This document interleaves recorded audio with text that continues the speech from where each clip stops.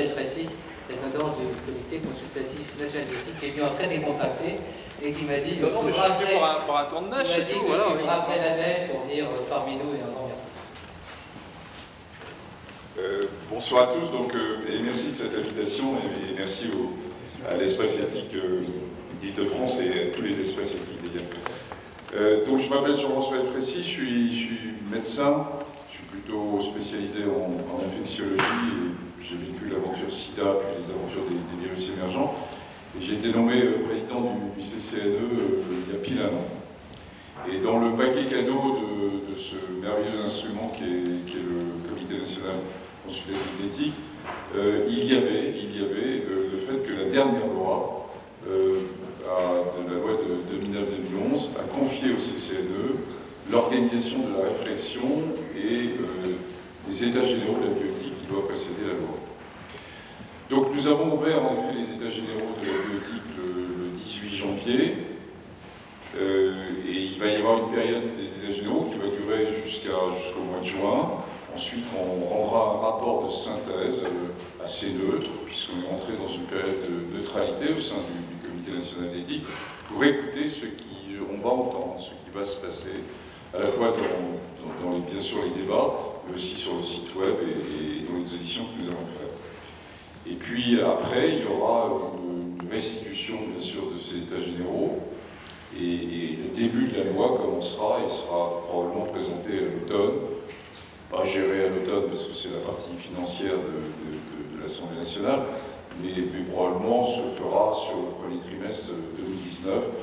On est dans une atmosphère un peu Macron et où tout doit aller vite. Moi j'aurais pensé qu'on pourrait avoir un peu plus de temps pour les états généraux, mais finalement c'est pas plus mal parce que ça nous oblige tous à nous mobiliser de façon très forte. Alors très rapidement, ça va être quoi les états généraux? On a 4 outils pour essayer d'avoir quelque chose de difficile. C'est comment intéresser nos citoyens et avoir l'avis de nos citoyens sur des sujets très complexes. Bon, le fait de me retrouver avec vous ce soir me rassure. Ça veut dire qu'un soir d'hiver à Paris, de temps de neige, ben vous êtes tous présents. Enfin, je sais la dynamique d'Emmanuel. Donc c'est peut-être faussement rassurant. Néanmoins, je suis déjà allé à des débats en province et à chaque fois c'est plein. C'est-à-dire qu'il y a probablement une certaine volonté de la part de vous tous de tenter d'aborder des sujets complexes. Alors, 4 outils, je le disais, plus un site web qui ouvre vendredi, qui permettra à la fois de donner l'information, où ont lieu les débats, de quel débat s'agit-il, et de porter aussi les propositions qu'il y a à faire. C'est ouvert à la fois aux individus, aux institutions, aux associations, et puis qui permettra un début de dialogue. Ce n'est pas un site web complètement de dialogue, mais ça peut réagir sur la vie d'un autre.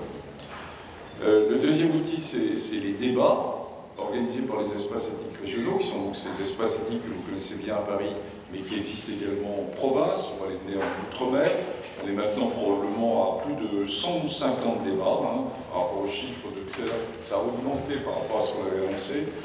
Il y a une vraie mobilisation qui se fait, sur lesquelles on a laissé une grande liberté, parce que je pense que chacun des espaces éthiques a sa vie et sa culture. On ne réfléchit pas tout à fait de la même façon, même si c'est pour aboutir au même résultat quand on est en Guadeloupe ou à Paris, ou quand on est à Montpellier ou à Lille. Et puis il y aura une restitution par chacun des espaces éthiques régionaux de chacun des débats, donc il y aura une restitution de ce débat. Le troisième outil, c'est les auditions, et on va auditer à la fois les associations, au sens très large du terme, plus de 200 probablement, l'ensemble des sociétés savantes, les académies, tout ce que vous pouvez imaginer, qui est du domaine du dur, enfin de ce que pensent les médecins, de ce que pensent aussi les chercheurs. Et puis, bien sûr, les grands courants de pensée, probablement aussi les syndicats, pas les politiques, parce que je pense que ce n'est pas le temps des politiques du tout. Dans ces états généraux, ils auront leur temps après. Et puis, je pense pour la première fois aussi, le privé. Parce que ce qui m'a frappé, c'est que c'était dans les différentes lois qui se sont mises en place précédentes, finalement, on n'écoutait pas ce qu'était l'industrie pharmaceutique, les start-up. On en particulier en intelligence artificielle, la moitié du boulot est fait par des jeunes startups, et j'ai envie d'entendre, on a envie d'entendre ce que pensent sur des sujets très très nouveaux, ce que pense évidemment la nouvelle génération. Et alors enfin, le dernier outil est un peu particulier, c'est ce qu'on a appelé un comité citoyen.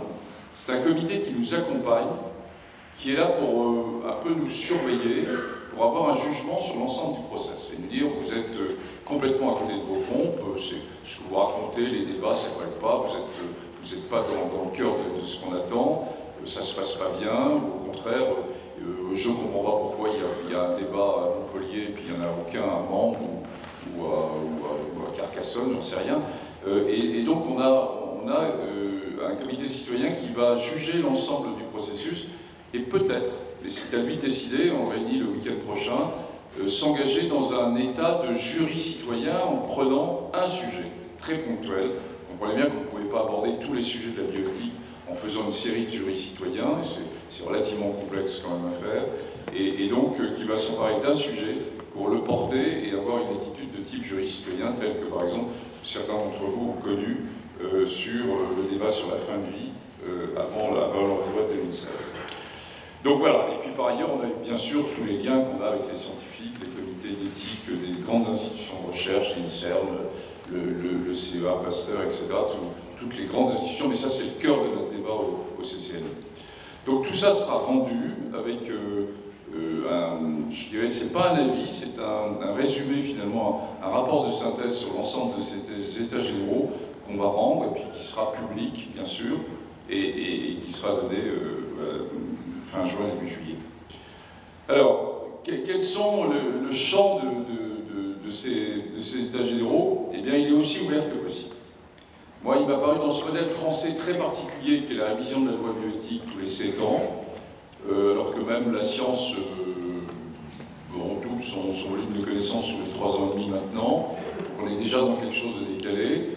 On peut s'interroger si le modèle tous les 7 ans est bon. Moi, j'étais assez contre au départ, puis plus je rentre dans les états généraux, c'est un piège classique, plus je me dis que c'est important parce que c'est un temps donné où le politique, les scientifiques et le citoyen arrivent à se rencontrer sur des sujets aussi complexes. Il faut peut-être le préserver de façon relativement précieuse. Quoi qu'il en soit, les états généraux sont ouverts sur, bien sûr, les grands sujets, et vous l'avez évoqué, j'étais d'ailleurs très admiratif que vous puissiez les donner comme ça, l'ensemble des titres et des relations, la science avance, et bien sûr, comment profite-t-on pour poser un certain nombre de questions autour de la génomique, des neurosciences, de la procréation, au sens, je dirais, scientifique du terme, avec 2 nouveaux sujets, l'intelligence artificielle et le big data, et puis santé et environnement. Et puis on a laissé 2 sujets qui sont à la limite de la bioéthique. Un premier sujet qui est de l'éthique, ça c'est très clair, c'est fin de vie et éventuellement l'ouverture vers le suicide assisté. Et puis un deuxième sujet qui était à la limite, mais qu'il fallait traiter là maintenant, parce que tout le monde, je dirais, il y a un besoin sociétal qui l'attend, c'est autour de PMA et puis de GPA, mais aussi au sens plus large de terme de la procréation, par exemple de la levée de l'anonymat du don. C'est une vraie question compte tenu des innovations technologiques, et je pense que c'est une vraie question à l'heure actuelle. Donc voilà, tout ça est ouvert et va faire l'objet de très nombreux débats. Et je termine en disant, mais alors, quels sont les pièges, les enjeux? Les pièges, c'est qu'on se retrouve poussé par les médias uniquement sur les 2 sujets les plus médiatiques, parce que les plus politiques, sur PMA, GPA et sur fin de vie.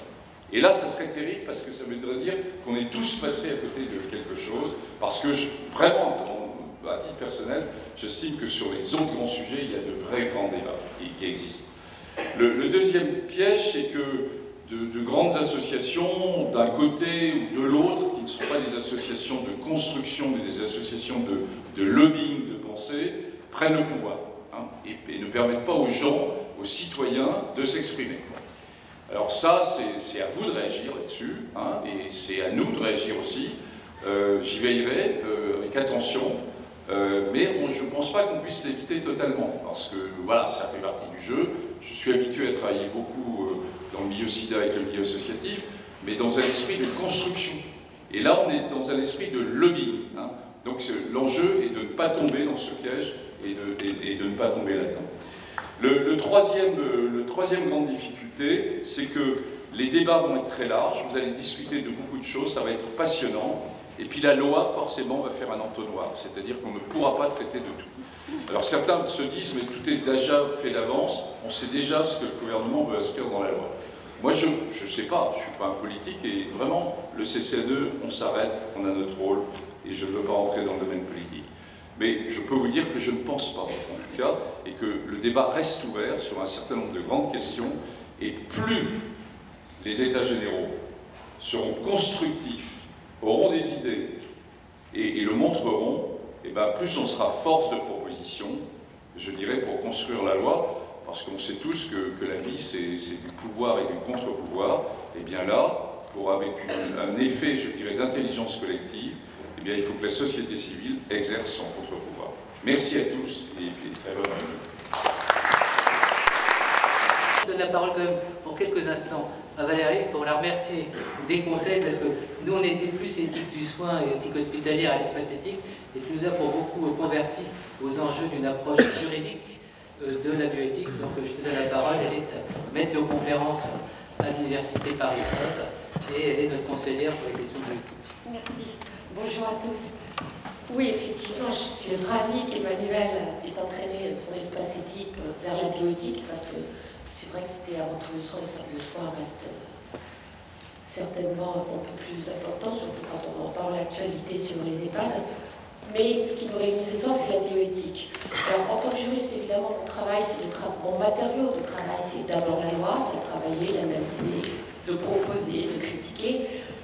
Mais ce qui inspire la loi, la source de la loi, ici, dans la loi qui va être votée sans doute au premier trimestre 2018, c'est vous. Et c'est ce que je trouve passionnant et merveilleux.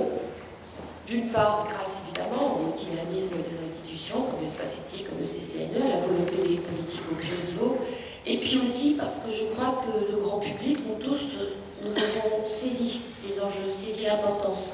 Alors certes, la société n'est pas congé bioéthique, il y en a bien d'autres, mais je crois que c'est peut-être celui où les personnes ont décidé, où la cité, comme dit Emmanuel, les citoyens ont décidé qu'ils participeraient, et de fait, vous êtes la source de toute la réflexion, et vous êtes donc la source de la décision des députés qui voteront la loi. Donc je trouve merveilleux que vous soyez nombreux, et j'espère qu'on parviendra à continuer de susciter votre intérêt. Merci.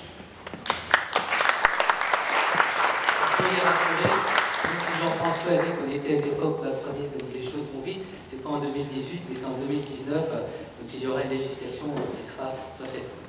Pour cette première soirée, on a fait, j'allais dire, dans le luxe, c'est-à-dire on s'est fait plaisir en disant, si on ouvre cette réflexion sur la bioéthique, quelles sont les personnalités qu'on aimerait associer à la réflexion et qui sont pour certains des partenaires, j'allais dire, de l'espace éthique depuis des années, qui nous apportent beaucoup d'éclairage. Alors si Arnold veut s'installer à sa place et Hervé aussi rejoindre la chaise, c'est peut-être pas la chaise de la présidence du comité consultatif d'éthique, mais ça y voir, installe-toi, je t'en prie. Donc on a choisi la formulation, et vous verrez qu'il y a différentes approches dans nos différentes initiatives, d'ateliers de la bioéthique sur le thème guérir, réparer, augmenter. Et donc, pour ouvrir cette réflexion, j'ai demandé à nos intervenants, et je sais que c'est un sacrifice qu'ils font par rapport à leur volonté de déployer toute une réflexion de fond, d'ouvrir nos travaux en disant en 10 minutes quels sont pour eux les enjeux de leur point de vue, qui sont à prendre en compte dans un débat sur la bioéthique, un débat qui commence. On nous parle beaucoup de transhumanisme, on nous parle beaucoup d'innovation disruptive, on nous parle d'un humain qu'on transforme, qu'on recompose, on nous parle d'intervention sur le génome, bref, il y a tout un discours et on est très vulnérable par rapport à toutes ces évolutions. Et je vais donner la parole pour commencer à un chirurgien, c'est-à-dire à Maurice Mimoun, parce que finalement, spécialiste de la greffe, des grands brûlés, je me suis dit qu'il aurait la parole peut-être du médecin pour ouvrir ce débat sur des domaines sensibles où le geste humain, l'attention humaine a aussi encore une signification importante. D'abord, je voudrais remercier le professeur Emmanuel Hirsch de m'avoir invité. C'est toujours un grand plaisir d'échanger avec vous et c'est un grand honneur. Mon métier est chirurgien, c'est déjà une transgression, on rentre dans le corps, c'est quelque chose qui est, on n'y pense plus, mais c'est inimaginable. Et donc je suis chirurgien des boulets, je suis chirurgien plasticien. Vous voyez, mon métier a aussi beaucoup de mots pour le qualifier. Plastique, réparateur et esthétique. À la limite, on ne savait pas très bien comment le dire. Et en fait, nous avons un métier à la frontière de tous les plasticiens. D'abord, c'est une frontière parce que la peau, c'est la limite entre l'extérieur et l'intérieur. La peau, c'est la limite entre l'intérieur et l'extérieur. Et on est toujours en train de se poser la question de quel est le seuil. Quel que soit le patient. Quel est le seuil? Et c'est pour ça que d'ailleurs, mon premier bouquin, c'est l'impossible limite, parce qu'on est toujours en train de repousser cette limite d'une manière ou d'une autre. Faut-il le faire ou ne faut-il pas le faire? Que ce soit la chirurgie esthétique, qui pose énormément de questions, c'est le début de la personne augmentée.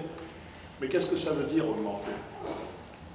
Moi je pense, parce que je réfléchissais quand je me dis qu'il fallait que je parle, je ne savais pas que j'allais prendre la parole, je pense que nous tirons toute notre force sur les augmentations que nous voulons faire de l'homme diminué.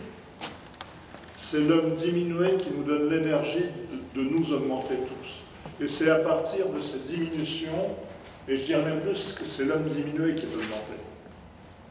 Alors, ce que vous voyez, un amputé, un homme brûlé, un homme complexé, pour mettre le psychique au centre également du débat, c'est de cette prise en considération de cette souffrance qui nous fait, nous médecins, réfléchir à comment nous pouvons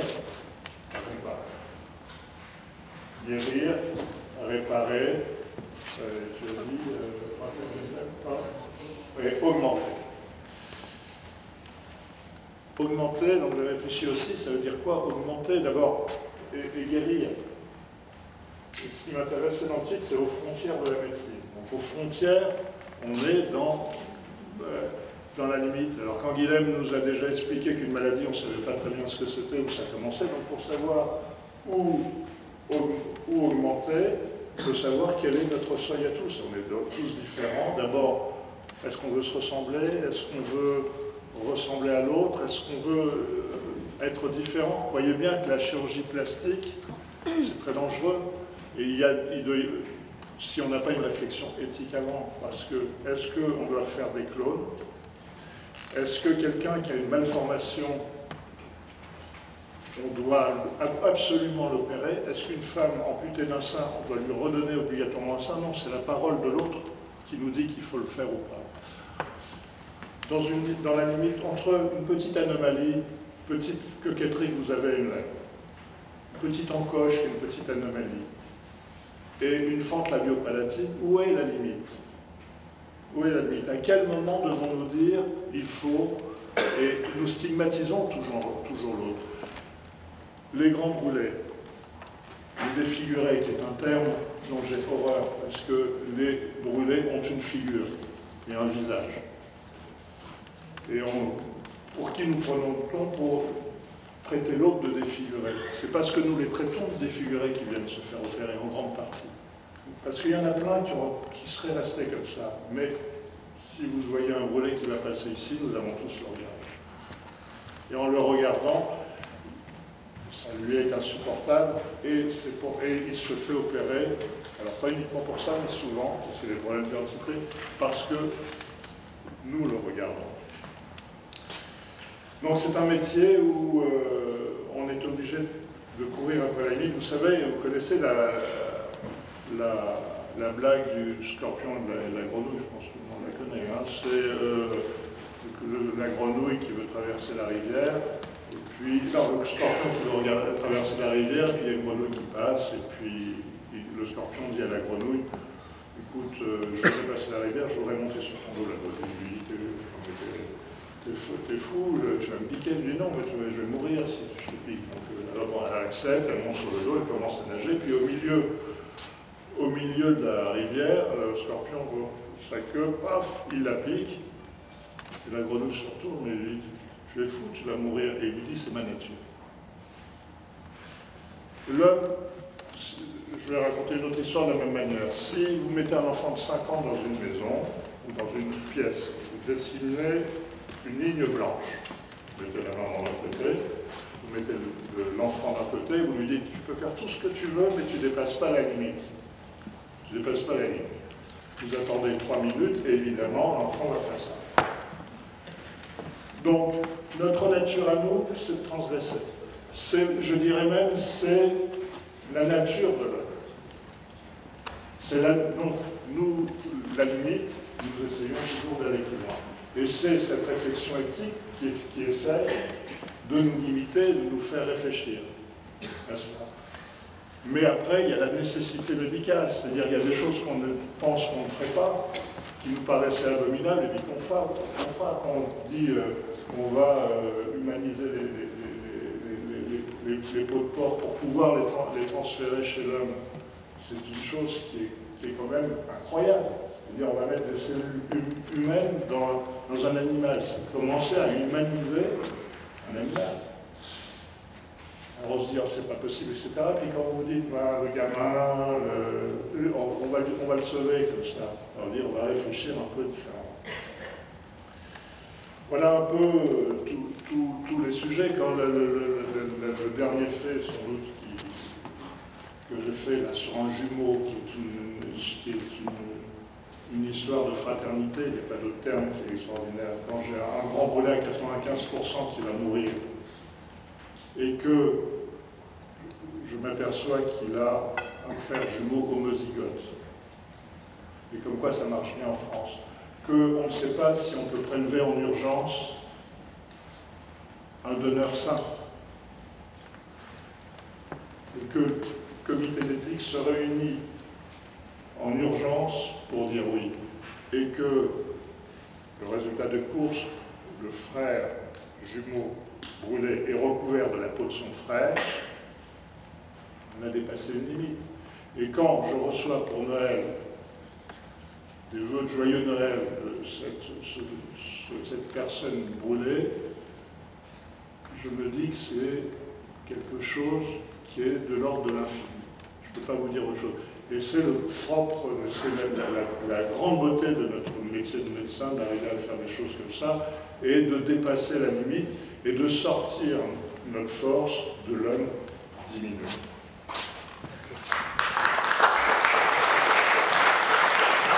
Merci d'avoir situé les enjeux. Alors, je ne suis pas dans une émission littéraire, mais je vous conseille de savoir et que le sujet « La mort peut attendre », c'est un très très beau livre sur la fin de vie, vous verrez, d'un ami de Maurice Mimoun, qui va être dans une situation à solliciter son ami pour l'aider à mourir. Et ce n'est pas de la parole, c'est une intelligence de la situation. Puis également, un de mes préférés, je ne vais pas amener ma bibliothèque, j'ai dit d'amener 2 livres. Et ce qui est intéressant, c'est aussi l'aventure humaine. Je vais donner la parole à Arnold Blunick, qui est donc le président d'Imagine, donc la personnalité qu'on sait impliquée dans le domaine de la génétique, mais qui interviendra peut-être aussi avec un fonds politique. Il a été le conseiller de Nicolas Sarkozy pendant des années sur toutes les questions éthiques, médicales, recherche. Et très souvent, il est intervenu sur ces questions. Arnold, si tu veux bien rejoindre le public pour nous permettre d'appréhender toutes ces questions importantes qui sont des questions parmi lesquelles, finalement, on a trouvé intéressant de faire des débuts éthiques. Merci, chers amis. Merci, Emmanuel, de me donner la parole pour quelques minutes. Donc, comme vient de le dire Emmanuel, je suis président de l'Institut Imagine. C'est un institut de recherche et de soins qui est situé au cœur de l'hôpital des enfants malades. Et ce qui s'y passe, effectivement, interpelle les frontières de l'éthique, parce que quand on bouge les frontières de la médecine, on bouge aussi, on déplace aussi les frontières de l'éthique. Donc, je trouve qu'il est tout à fait opportun de demander à un pédiatre qui s'occupe de maladies génétiques de l'enfant de témoigner. Donc, comme je vous disais, c'est un institut où on voit des enfants avec des maladies génétiques graves, non résolues, 40 000 enfants par an. Et c'est à la fois un institut qui offre le meilleur de la médecine d'aujourd'hui, mais c'est aussi un institut qui invente la médecine de demain. Donc, il contribue finalement à déplacer les frontières de la médecine vous allez voir qu'il ne manque pas d'interpeller les frontières de l'éthique. Alors, il y a une prouesse technologique qui n'est pas une avancée conceptuelle, mais qui est une prouesse technologique, qui est le cadre dans lequel se situe mon intervention. C'est le fait qu'on peut aujourd'hui séquencer le génome pour quelques centaines d'euros. Quand ce n'était pas possible, le problème ne se posait pas. Aujourd'hui que c'est possible, et de manière accessible, abordable, ça pose le problème de ce qu'on fait, de cette connaissance. Alors, la généralisation du séquençage du génome, c'est quelque chose qui s'est accéléré dans les dernières années, entre les révisions des lois de bioéthique, le problème se fait de plus en plus aigu. C'est effectivement à la fois un bien extraordinaire et une menace considérable. Donc on va voir que, comme dit Atlan, la science n'est pas bonne ou mauvaise, elle est bonne et mauvaise à la fois. Donc c'est cette ambivalence qui sera un fil rouge de ma courte intervention. Alors d'abord, c'est une bonne chose, le séquençage, parce que ces enfants que je vois, jusqu'à il y a très peu de temps, on n'était même pas capable de nommer leur maladie. On ne savait pas ce qu'ils avaient. Et si on ne sait pas ce qu'ils ont, on ne peut pas riposter de manière adaptée. Donc la première étape, c'est de nommer la maladie et de savoir de quoi il retourne. C'était impossible il y a 4 ou 5 ans. Aujourd'hui, c'est possible. Entre 40 et 90% des enfants qui rentrent sortent avec au moins un diagnostic. C'est un progrès gigantesque. On ne peut pas nier l'impact du diagnostic sur la nomination, sur la capacité du sujet à surmonter l'épreuve qu'il frappe, mais aussi sur le conseil génétique pour les risques éventuellement des mères ou des frères et des sœurs, qui ouvrent des possibilités de prénatal, de préimplantatoire, même de diagnostic préconceptionnel, qui est un sujet qui va s'inviter, j'en suis sûr, dans la révision des lois bioéthiques. C'est la possibilité de prédire si un couple qui n'a pas d'enfant malade est à risque d'avoir un enfant atteint. Ça se pratique dans de nombreux pays du monde, aux États-Unis, au Canada, en Israël. Ce n'est pas du tout présent en France. Cette idée-là même fait horreur à beaucoup de personnes dans l'opinion française. Et pourtant, il y a une demande croissante de la part des jeunes couples pour savoir au moins à quoi ils s'exposent en se mariant. En nous disant, si vous êtes si mauvais pour traiter et si bon pour diagnostiquer, ben, dites-moi au moins ce que je risque. Pas forcément pour rompre le mariage, mais pour au moins prévenir l'arrivée d'un enfant avec la myophyllose ou l'hémophilie. Donc je suis sûr, Jean-François, que le thème du diagnostic préconceptionnel va s'inviter dans le débat de la révision des lois bioéthiques. Et puis, surtout pour un pédiatre qui a soif de progrès thérapeutique, le diagnostic précis, c'est la porte ouverte des thérapeutiques. Soit qu'on fasse un transfert de gènes par thérapie génique, soit qu'on invente, grâce à la découverte du gène, ce qui manque. Quel est le médicament qui va riposter? Et il nous arrive très souvent d'assortir très vite un diagnostic et une riposte thérapeutique, qu'elle soit médicamenteuse ou de transfert de gènes ou de greffe de cellules. Donc, effectivement, aujourd'hui, il y a un essor considérable des diagnostics et des thérapeutiques que nous devons à la généralisation du séquençage qui coûte aujourd'hui 300, 400, 500 euros. Donc ça, c'est le bon côté des choses. Mais je voudrais aussi dire que la génération du séquençage a un revers de la médaille. Et c'est de ça qui nous soucie, parce que si tout était bon, il n'y aurait pas de problème. Le problème, c'est qu'il y a des variants qu'on trouve dans l'ADN qu'on ne sait pas interpréter. Donc tout ce qui est inscrit dans l'ADN n'est pas forcément intelligible. On annonce le génome plus qu'on le comprend. Donc il y a des choses qu'on comprend en toute rigueur et d'autres choses qu'on ne comprend pas. Donc quand on est devant un sujet qui est malade, on sait exactement à quelle question on veut répondre. De quoi souffre cet enfant?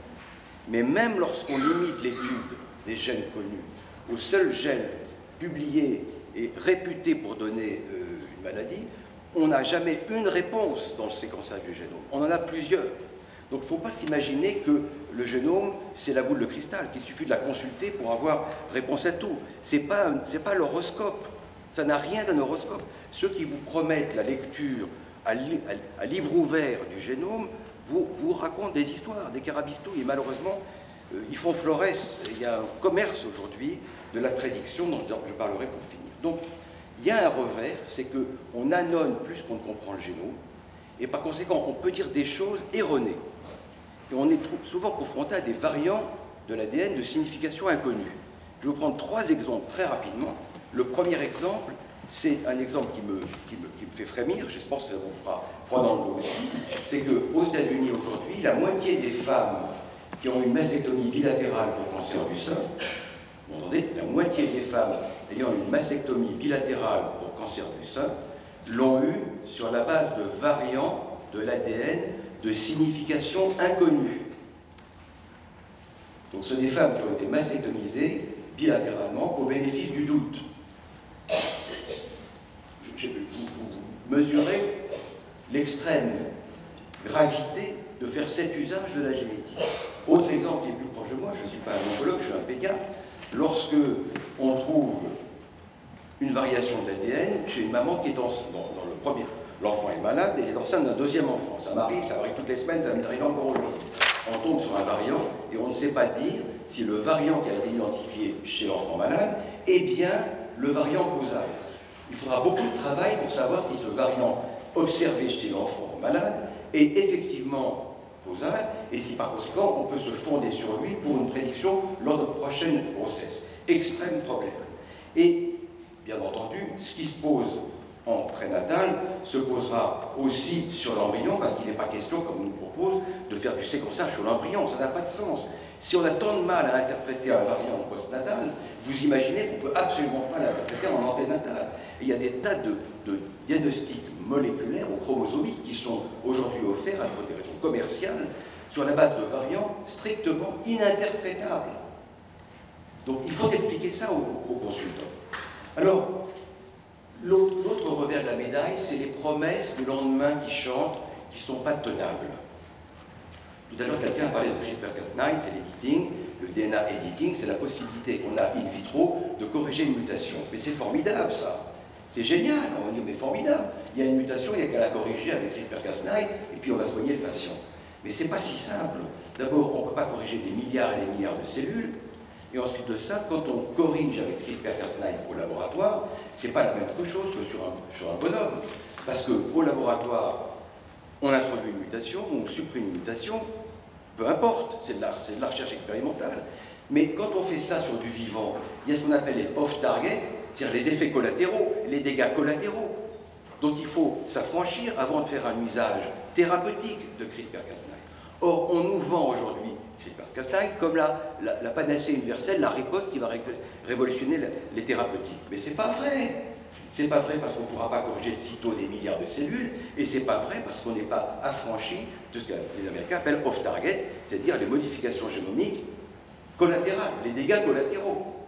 Donc voilà, je voulais vous dire ça, et avant de rendre l'antenne, je voulais juste vous dire que si c'est tellement difficile en anténatal ou devant un patient, vous imaginez bien que toutes les promesses de prédiction de l'avenir basées sur le génome sont des carabistouilles.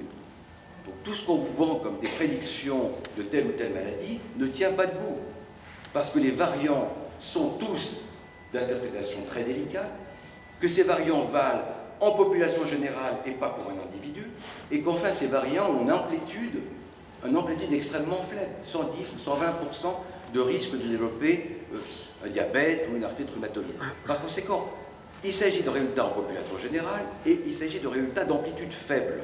Donc on ne peut pas prédire quoi que ce soit de son génome lorsqu'on est un sujet bien portant. On peut dire des tas de choses d'un génome lorsqu'on est en face d'un patient, on ne peut rien dire lorsqu'on est un sujet bien portant. Je vous donne un exemple, il y a un généticien américain célèbre qui s'est séquencé son génome.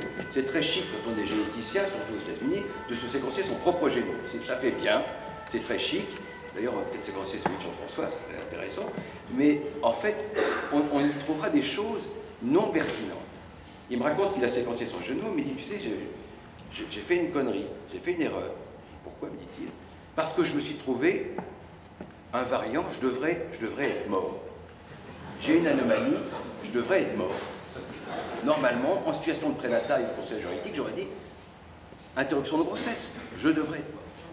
Il m'a dit, tu vois, ça m'a refroidi de me trouver une mutation létale alors que je me porte comme le point neuf. Alors, je voudrais vous dire pour conclure que l'essentiel, ce qui m'inquiète le plus comme praticien, c'est notre devoir d'informer les citoyens de tout ce que je viens de vous dire. Parce que vous voyez, séquencer un bout de génome, ça prend 5 minutes. Une prise de sang, quelques minutes. Un séquençage dans une machine, c'est quelques dizaines de minutes ou quelques heures. Mais le temps qu'il faudra pour expliquer ce qu'on va faire et ce qu'on peut attendre d'un résultat, ce n'est pas quelques minutes, c'est des heures de consultation. Or, le grand problème de Génome 2025, le projet Génome français, c'est qu'il ne comporte aucun accompagnement explicatif pour les citoyens.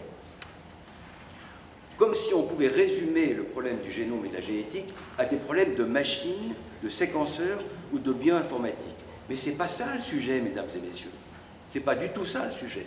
Le sujet, c'est tout l'arsenal explicatif avant, pendant, après, qui va permettre au sujet de faire le bon choix pour lui. Donc le véritable défi éthique, ce n'est pas les prouesses dont je viens de vous parler, c'est l'accompagnement singulier de chacun et de chacune des personnes qui auront à avoir recours à ces tests. Donc si vous voulez, je trouve que c'est un peu léger de considérer que Génome 2025 c'est pour demain et que c'est une question uniquement de séquenceurs ou de bioinformatique. C'est une question beaucoup plus délicate qui nécessite des talents autrement plus compliqués que celui d'être un généticien moléculaire. Et le dernier mot que je voudrais vous dire avant de vous laisser, c'est que je trouve que ceci pose un autre problème qui est celui de l'égal accès au progrès.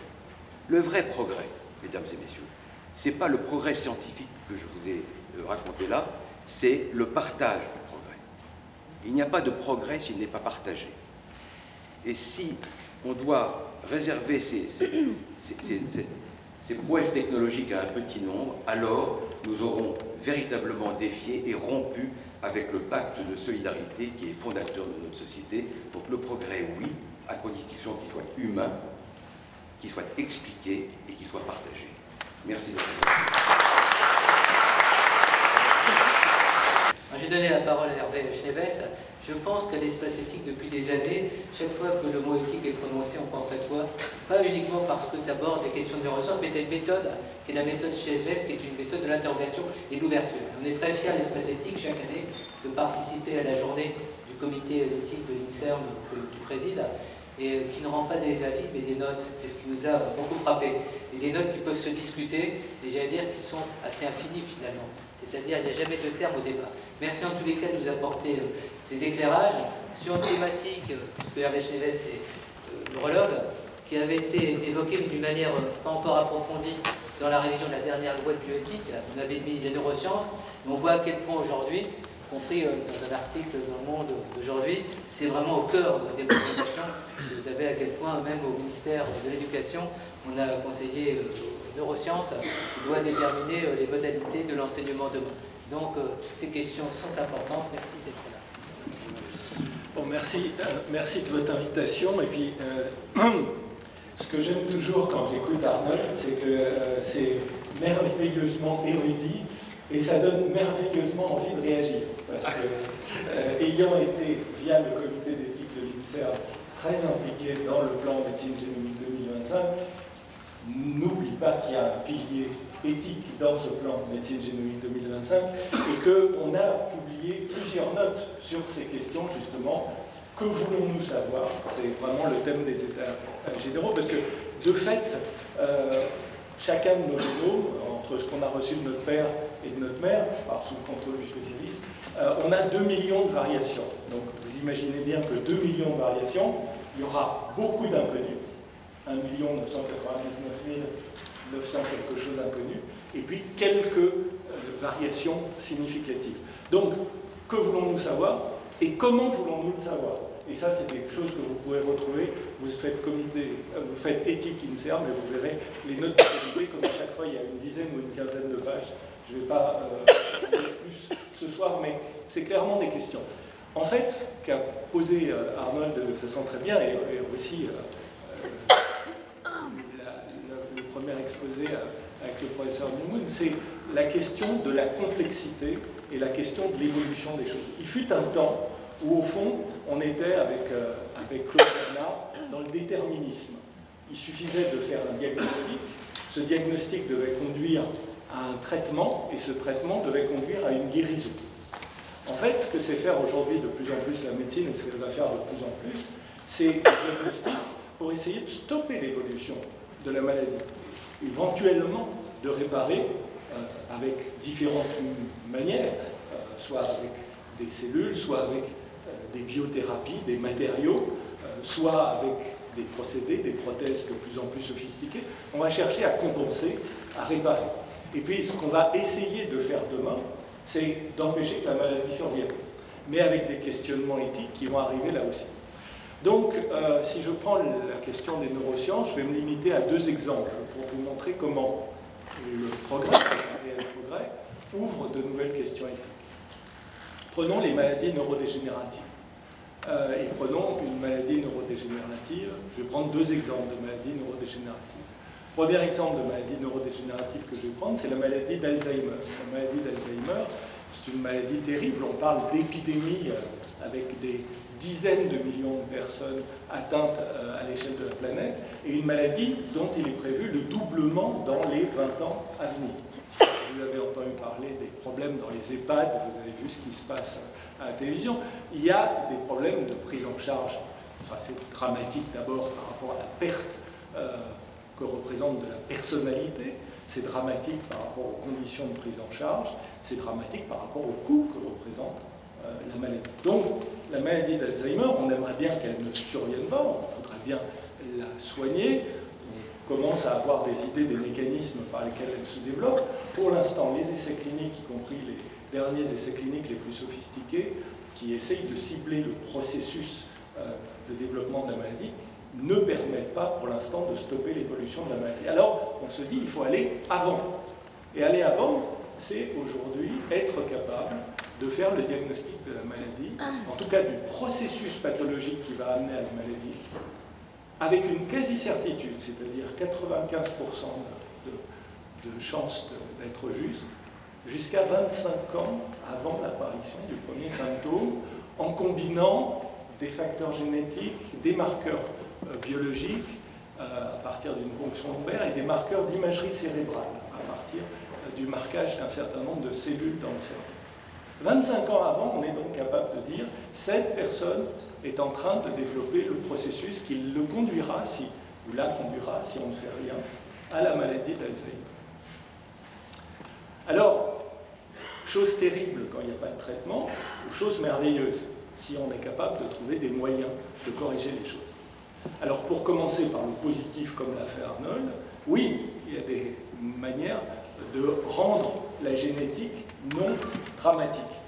Un des principaux facteurs de risque de la maladie d'Alzheimer, c'est le variant d'une protéine qui, normalement, sert à nettoyer l'amyloïde, qui s'appelle l'apolipoprotéine. Et ce variant, c'est epsilon 4. Si vous avez 2 fois le variant epsilon 4, non seulement vous avez 60% de chances de développer la maladie, alors qu'en population générale, c'est 17%, mais en plus, vous allez commencer à 64 ans au lieu de commencer à 82 ans. Donc, c'est terrible. Mais, si vous avez un haut niveau d'études, si vous faites du sport, si vous n'avez pas d'hypertension, si vous luttez contre le diabète, ce qu'on appelle dans notre jargon les comorbidités d'une façon générale, eh bien, vous n'avez pas plus de risque qu'en population générale, ni d'âge de développer la maladie, que la population générale, ce qui ramène à 17%.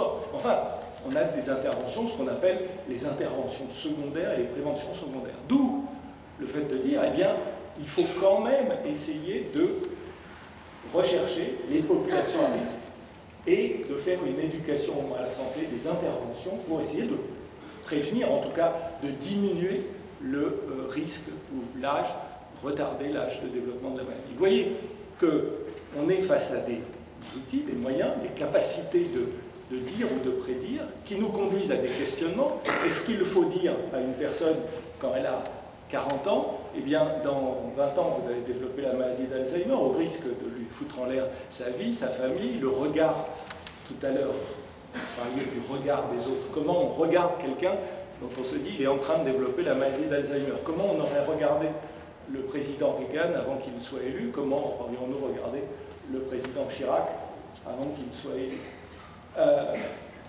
Le regard qu'on porterait. Et puis d'un autre côté, des moyens d'intervention, des moyens de prévention, peut-être demain un moyen d'empêcher la survenue de la maladie. Deuxième exemple, je suis désolé d'être déjà trop long, pas la maladie de Parkinson. La maladie de Parkinson, elle a connu une révolution thérapeutique il y a déjà une vingtaine d'années, avec l'apparition des implants cérébraux, avec la stimulation à haute fréquence, qui a permis pour des milliers de patients, maintenant des centaines de milliers de patients dans le monde, qui étaient réfractaires au traitement, d'avoir une efficacité du traitement. Mais jusqu'à présent, les implants qu'on avait étaient des implants on-off. On les mettait en route ou on les arrêtait. Aujourd'hui, on a des implants qui deviennent des implants intelligents. On appelle ça la boucle fermée, la closed loop.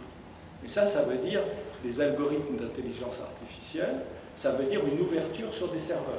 D'un côté, la capacité d'adaptation de la stimulation à l'activité de la personne en temps réel, minute après minute.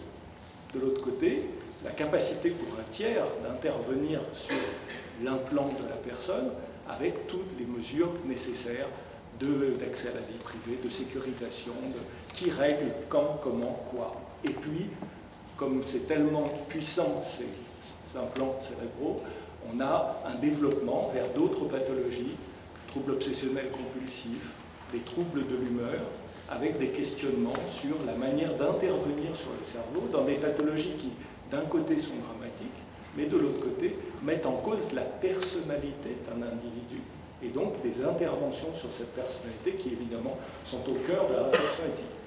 Je voudrais terminer juste en disant que ceci nous montre la complexité des problèmes. Nous sommes dans une médecine qui va devenir de plus en plus complexe. Et dans cette médecine des 4P, alors on peut critiquer l'aspect prédiction, on peut espérer l'aspect prévention, on est de plus en plus dans l'aspect précision, et il faut noter le 4e P qui est le P de la participation. On aura de plus en plus besoin de l'éducation et de l'implication des personnes, patients réels ou patients futurs, patients potentiels, dans la mesure où, comme l'a très bien dit Arnold, il faut absolument comprendre ce qui se passe, comprendre les phénomènes, pas seulement au niveau de la génétique, aussi au niveau des biomarqueurs. Et aujourd'hui, ceux qui l'ont très bien compris, c'est le GAFA, parce que vous avez déjà sur votre iPhone ou sur votre smartphone un certain nombre de conseils issus d'un moulinage de tas de données que vous donnez plus ou moins à votre insu et qui ressortent sous forme de conseils plus ou moins bien intentionnés. Bien, il faut que dans une démocratie comme la nôtre, il faut que dans des États qui ont socialisé la médecine comme la nôtre, nous soyons capables de reprendre la main, de reprendre la décision sur ce que nous voulons faire de notre santé et donc d'être capables d'être de vrais acteurs de cette santé. Notre ambition, c'était aussi d'avoir une approche critique. Alors, je ne dis pas un approfondissement, parce que déjà, on a vu l'éthique mobilisée par les différents intervenants. On a parlé du soin, dans ses techniques, dans ses limites. On a parlé de la génétique, avec ses possibles, ses utopies. Puis on a parlé avec beaucoup de réalisme de ce que les neurosciences peuvent. Évidemment, Hervé Schneewes, qui est en train de discuter avec son voisin, a été très allusif par rapport à certaines perversions qu'on peut voir aussi au niveau de la manipulation de la personne. C'est des questions, en tous les cas, qu'on abordera. Alors, je donne la parole, et je donne la parole avec d'autant plus de plaisir. Alors, je peux citer ton dernier ouvrage, La singularité du vivant. On mettra en ligne, c'est comme on fait aussi sur notre site, les différentes publications qu'on vous conseille pour accompagner cette réflexion. Mais alors, ce que j'aime bien, c'est le côté mordant des interventions à la fois des psychanalystes et des psychanalystes qui s'est beaucoup investi dans ces domaines scientifiques. Donc, je te donne la parole avec d'autant plus de plaisir. Eh bien, merci beaucoup. Je suis très content d'intervenir ici parce que vraiment, votre démarche, ta démarche, me semble aujourd'hui fondamentale parce que ça pose un problème éthique pour toute la société qui est comment les citoyens peuvent avoir un point de vue par rapport aux questions techniques.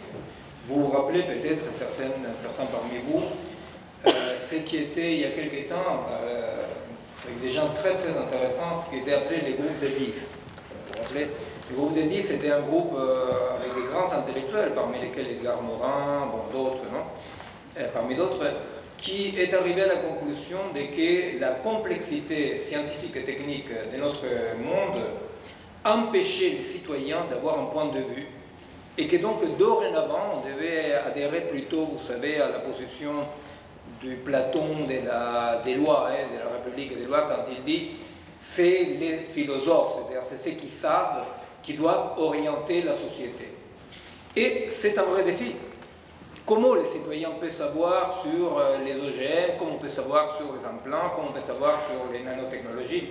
Et c'est un vrai défi. Et vraiment, votre initiative, l'initiative d'Espace Éthique, me semble absolument au moins un pari nécessaire, vraiment un pari réussi. Bon, sinon, je suis très content de parler ici parce qu'en tant qu'hypochondriaque, autant de médecins autour de moi, ça me rassure un tout petit peu, c'est une sorte de les paradis de l'hypochondriaque. On peut faire la consultation dans tous azimuts. Voilà. Et juste un autre commentaire, j'essaierai, parce qu'Emmanuel m'a dit il faut que ce soit court. Alors, je n'arrive pas à être très court, alors donc j'ai noté des points, juste des points pour la discussion. Mais avant ça, juste un petit truc. Cette affaire des cellules d'hommes chez les cochons, la seule chose que je veux dire là-dessus, avec certitude, ce n'est pas cachère. Alors, maintenant. Ça se discute. Ça se discute. Non, je t'en prie. C'est des cellules humaines. Si, mais. C'est pas les cellules du cochon, on comprend. Non, je ne trouve pas très caché. Bon, on va parler samedi à la synagogue. Et alors, au fait, bon, je travaille en tant que clinicien, effectivement, dans la clinique psy, mais mon travail de recherche est dans l'interface entre l'épistémologie et la biologie. Et concrètement, effectivement, mon boulot, c'est essayer de déterminer quelque chose de tout à fait contre-courant, mais pas ici, qui est de dire qu'il y a une différence entre les machines digitales et les machines et l'humain, hein, et les vivants, pardon, et les vivants. Alors mon dernier bouquin s'appelait Cerveau augmenté ou diminué, en essayant de faire quelque chose que pour n'importe quel non-spécialiste semblerait un boulot inutile, qui est d'essayer de dire qu'il y a une différence, quelle différence peut y avoir entre la machine, non, et un cerveau. Hein, vous savez déjà, Turing pose la fameuse thèse de Turing, n'est-ce pas? Il m'est arrivé de participer il y a un an exactement à une rencontre, on m'a invité à Nice. Il y avait l'Asiatique qui avait perdu contre AlphaGo, vous vous rappelez, au Go, justement. Et il y avait une photo de la machine, il y avait quelques chercheurs qui expliquaient quand même, y compris l'Asiatique, qui expliquaient que dorénavant, la machine allait toujours gagner. Non? Et donc, je me demandais, pour n'importe qui ne soit pas un invité à cette réunion, on aurait dit en réunion de Barjot, parce qu'il s'agissait de dire s'il y avait une différence entre les messieurs et la machine. Il y avait une photo de la machine, n'est-ce pas? Eh bien, nous sommes là. Nous sommes à dire, mais quelle est la différence? Il faut savoir quand même que dans les milieux de la recherche, la seule différence aujourd'hui admise est quantitative. Hein? C'est-à-dire que dans le milieu de la recherche, la seule différence admise est quantitative. C'est-à-dire que l'idée, mon point de vue, ma recherche, qui va dans le sens de montrer la singularité d'une différence qualitative, est minoritaire, voire limite considérée comme un peu obscurantiste, n'est-ce pas? C'est-à-dire parce que par là, qu'est-ce qui peut se filtrer.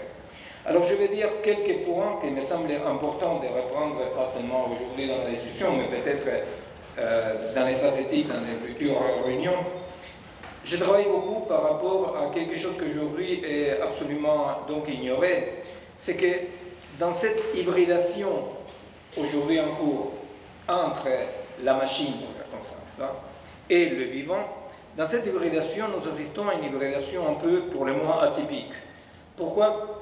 Parce qu'on ignore les termes et la singularité de deux pôles qui vont s'hybrider, le vivant. C'est-à-dire qu'on n'assiste pas à une vraie hybridation, on assiste à une colonisation du vivant par la logique de la machine, n'est-ce pas? C'est-à-dire qu'une hybridation implique quand même deux entités différentes qui donneraient une synthèse, etc.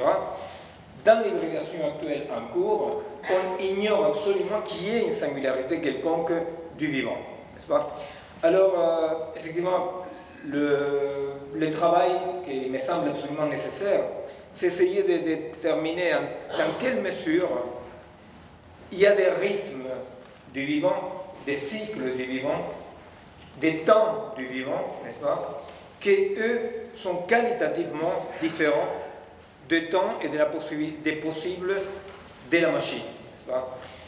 Autrement dit, nous essayons de voir quels sont les possibles en général, les possibles désirables, les possibles d'augmentation, sans voir comment ces possibles peuvent s'articuler ou pas avec les limites du possible du vivant.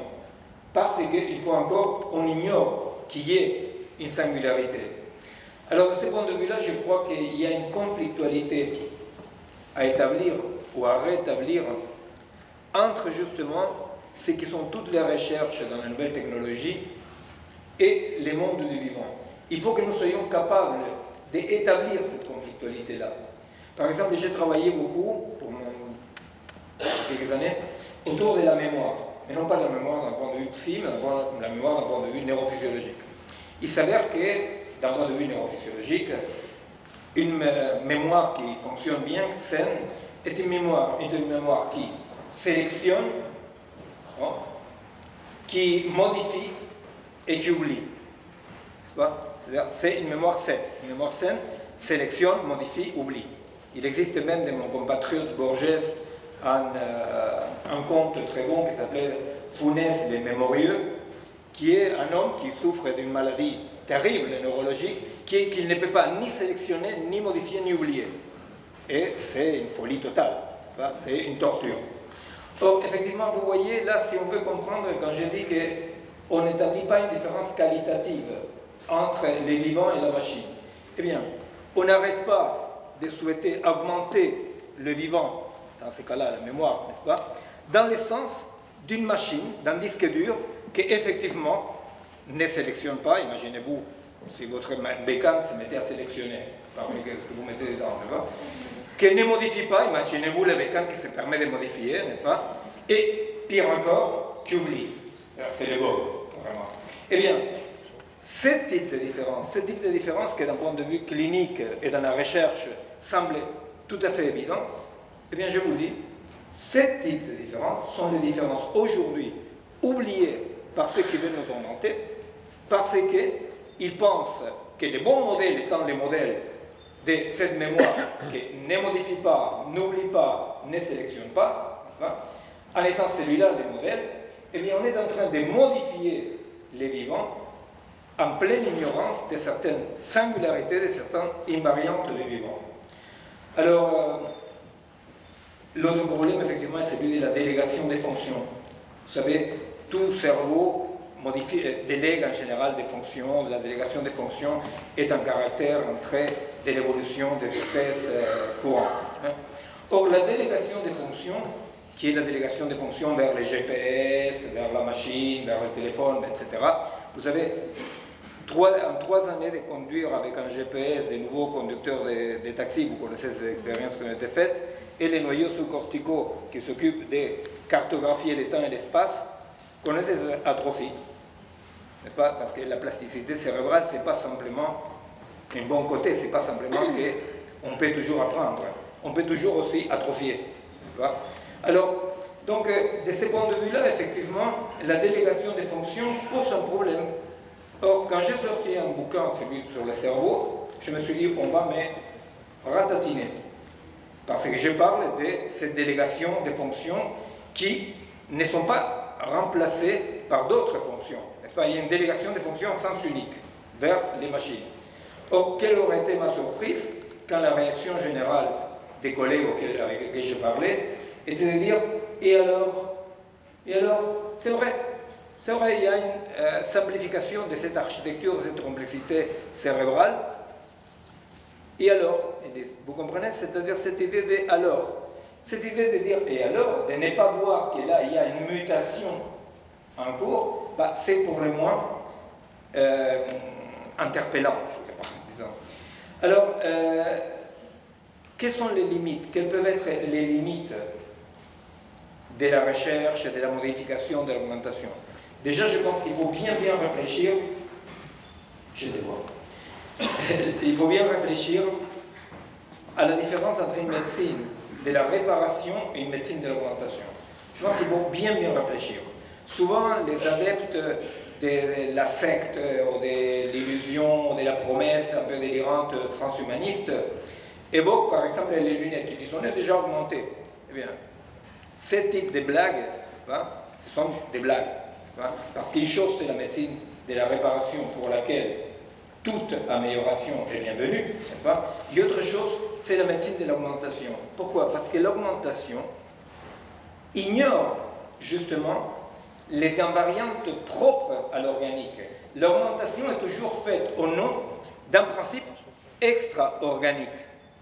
Les principes d'une augmentation d'une efficacité, l'augmentation de la possibilité de travailler plus, ou les études de la NASA pour ne pas dormir, diminuer la quantité de sommeil, n'est-ce pas?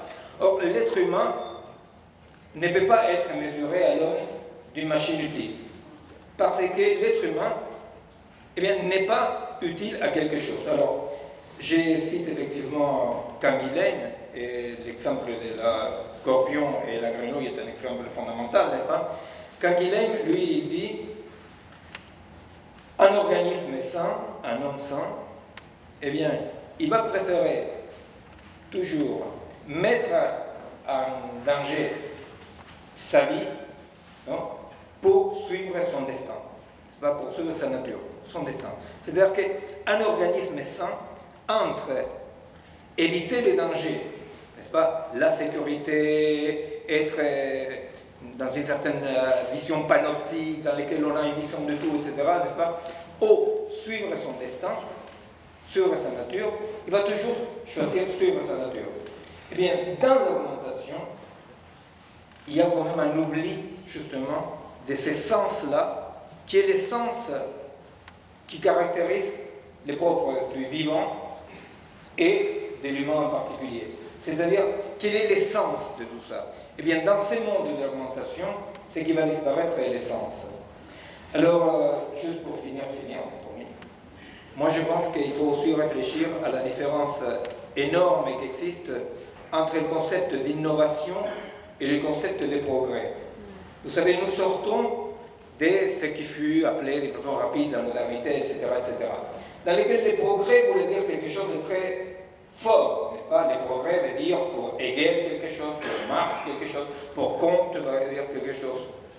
C'est-à-dire un sens de l'histoire, un sens, dans lequel tout progrès apparaissait comme fortement positif. Dans le monde des innovations, nous ne devons pas permettre que les innovations technologiques soient parées de l'aura du progrès. Vous comprenez? Pas toute innovation est un progrès. Nous devons pouvoir démocratiquement discuter de ces innovations-là. Pourquoi? Eh bien, pour finir, parce qu'effectivement, nous ne pouvons pas déterminer en lisant les génomes, en essayant de créer une sorte d'analyser les vivants comme une géodésie, vous voyez, dans un espace d'espace archi-déterminé. Pourquoi? Eh bien, parce que les propres du vivant et se comporter de telle sorte qu'au fur et à mesure qu'il vit, au fur et à mesure qu'il joue, il va modifier les règles de ce jeu-là. Vous comprenez? C'est-à-dire, le vivant se caractérise par une non-prédictibilité qui le rend donc face à la question centrale de l'éthique, qui est la question du sens à partir de tout point de non-sens. Merci. Après une première synthèse, nous avons souhaité qu'il y ait un grand témoin à chacun de nos débats sur la bioéthique. Et comme grand témoin, on fera s'exprimer une personnalité ou une personne engagée dans le milieu associatif. On a souhaité, donc, pour notre première soirée, que le grand témoin qui va apporter une synthèse et qui va nous permettre aux uns aux autres d'intervenir. Donc les gens qui voudront poser des questions, préparez-vous. Vous nous rejoindrez d'ici 7 minutes, 8 minutes, après l'intervention de Pascal Jacob. Voilà, Pascal, c'est un coup de cœur. C'est en didactique, donc une association importante qui a surtout développé dans le milieu du soin la charte Romain Jacob, qui transforme de manière totale l'accueil des personnes en situation de handicap dans le milieu du soin. Merci beaucoup, Emmanuel. Et je dois vous dire que je suis très impressionné de venir parler devant vous. Je ne suis ni un médecin, ni un scientifique. Je suis un simple parent d'enfants handicapés. J'ai 3 enfants, dont 2 très lourdement handicapés, et un est un peu plus connu au travers de la charte Romain Jacob, puisque le dernier gouvernement lui a donné son nom. J'ai été très admiratif de vous écouter, tous les quatre, et Monsieur le Président aussi. J'espère que votre objectif d'intéresser le citoyen sera la première chose qui fera que non seulement il faudrait l'intéresser, mais le responsabiliser. Parce que dépasser l'intéressement sera bien, car c'est dans un bassin de vie où nous vivons tous ensemble qu'on va commencer à se guérir, à se réparer et à se augmenter. Et je pense que nous avons, de l'histoire que j'ai vécue, je voudrais vous dire que j'ai retenu un certain nombre de phrases et ensuite j'essaierai de vous dire ce que moi j'ai vécu à travers ce qui a été dit par les autres. Vous nous avez dit, Monsieur Mimoun, que sortir notre force de l'homme des démunis, des faits. Quand on est parent d'enfants handicapés, on est très souvent démunis par cette situation et on a du mal à comprendre. Et cette phrase m'a touché et je pense que nous aurons beaucoup de moyens de l'utiliser dans ce domaine. Monsieur Munich, nous étions déjà rencontrés à Necker un certain nombre de fois, mais vous nous avez dit qu'il n'y a pas de progrès qui ne soit pas partagé. Je voudrais vous dire que tout ce que vous avez dit est essentiel. Et moi, le premier, ayant eu 2 enfants handicapés, j'ai une fille qui n'est pas handicapée et qui doit avoir des enfants. Comment fait-on? Quelle peur doit-on avoir? Comment va-t-on jouer? Où est le rôle humain? Merci d'avoir rappelé cet aspect-là, d'un discours qui, de temps en temps, est facile pour dire n'importe quoi. Par contre, la co-construction que l'on pourrait avoir avec celui qui pose la question et l'expert qu'est le médecin peut être un élément majeur d'une construction qui permettra de rassurer et de voir l'avenir avec un autre champ. Nous avons besoin de l'éducation et de l'implication du malade. Vous l'avez dit, je crois que c'est le point qui, pour moi, est le plus essentiel. Car si la personne malade ou la personne handicapée n'est pas impliquée dans son soin, n'est pas impliquée dans ce besoin d'avoir des envies comme tout le monde et d'aller vivre dans la vraie vie, eh bien, nous n'y arrivons pas. Cette implication fait qu'elle est plus qu'importante parce que vous verrez que si vous n'êtes pas acteur de votre santé ou on décide à votre place, vous verrez qu'à un moment, ça craquera. Enfin, j'ai été admiratif de la manière dont vous parliez de ce cerveau et du vivant, de ce cerveau vivant par rapport à cette machine. Eh bien, moi, j'ai jamais vu mes enfants à travers une machine, je les ai vus et découverts à travers eux-mêmes pour m'apercevoir que c'était des gens qui étaient beaucoup moins handicapés qu'ils ne le paraissaient. Qu'est-ce que c'est qu'aujourd'hui guérir? Qu'est-ce que c'est qu'aujourd'hui réparer? Moi, il y a un mot qui n'a pas été évoqué de cette soirée et que j'ai envie de partager avec vous. Pourquoi guérir? Pourquoi réparer? Pourquoi augmenter? Eh bien, moi, je vais vous le dire, il n'y a qu'une chose possible, c'est de créer de l'autonomie. Pour moi, je vais vouloir être dans la vraie vie, et pour être être dans la vraie vie, je suis obligé de devenir le plus autonome possible. Je dois apprendre à être accompagné par un non professionnel. Je dois partager et co-construire ma santé avec. Mais on vient de me dire que moi qui ai un handicap lourd et quelques dizaines de maladies chroniques, je m'en fous de mes maladies. Mon but à moi, c'est d'être dans la vraie vie. Et cette vraie vie, elle ne passera par ma capacité à être avec les autres. Et c'est ça que j'avais envie de vous dire. Et je pense que ce que vous êtes, vous, expert, a besoin d'un complément. Et cette machine qu'est la médecine doit être on ne peut plus humaine, mais si elle est étayée par un expert social, si elle est étayée par une capacité d'accompagnement, eh bien, elle deviendra une force extraordinaire de guérir, de réparer, et bien évidemment d'augmenter. Augmenter quoi? D'augmenter la capacité à, non pas à être le plus fort, non pas à être le plus beau, simplement à pouvoir vivre avec les autres.